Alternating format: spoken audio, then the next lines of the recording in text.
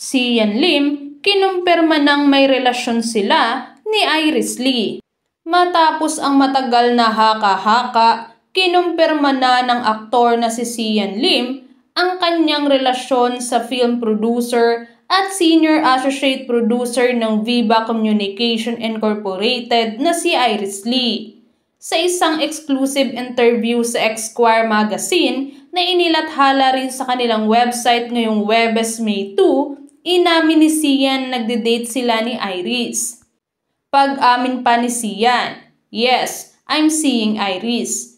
Nilinaw din ni Sian ang mga lumabas na spekulasyon na si Iris ang third party sa hiwalayan nila ng kapamilya actress at It's Showtime host na si Kim Chiu.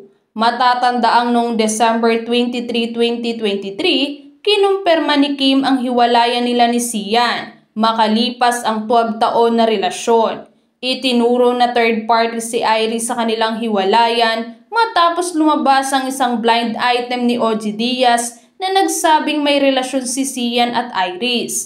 Ayon kay OG noon, at syempre pasagot na rin natin kay Sian Lim kung sino si Iris Lee. Iyang si Iris Lee daw ay non-showbiz ito na parang ewan ko, staff ng Viva or writer ng Viva na nalilink kay Sian Lim. Sino ba yon? Hindi rin namin kilala kasi na ano lang namin sa Reddit pinag-uusapan sa Reddit yan. Ngunit mariing pinabulaanan ni Sian na pinagsabay niya sina Kim at Iris. Ayon kay Sian Lim, nagsimula ang relationship nila ni Iris Lee matapos ang hiwalayan nila ni Kim Chiu.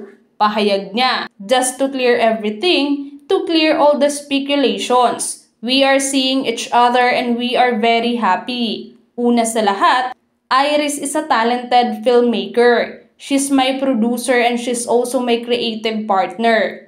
These are the things that I want to clarify. Number 1, that there was a third party involved in the breakup with Chiu. There's no third party, that's it. That's plain and simple," dagdag niya.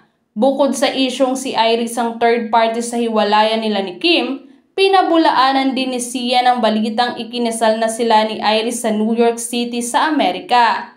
Anya, another rumor. "When I see my friends, the people who are the last to even care about these things, kinokongratulate na ako. They say, 'Congratulations on the marriage in New York.' And I'm like, no, I am not married." Tinawag naman ni Sian na nakakatawa ang mga balitang nagsasama na sila ni Iris sa iisang bubong ng ilang taon.